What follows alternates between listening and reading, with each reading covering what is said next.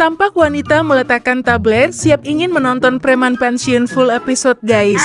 Sembari menonton ia mengeluarkan permen alot khas Tiongkok, sudah tahu dan pernah memakannya, dan tampak alot seperti ban dalam bekas tapi kekeh membelinya lagi guys.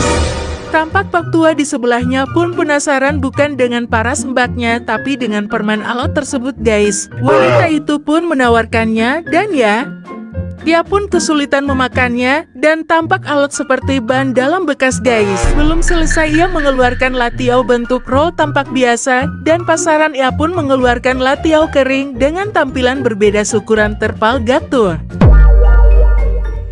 Selesai nonton full episode tampak lupa umur mereka pun asik bermain pedang-pedangan dengan daun bawang guys. Terlihat tampak seru tiba-tiba fansnya muncul dan memfotonya. Bruh.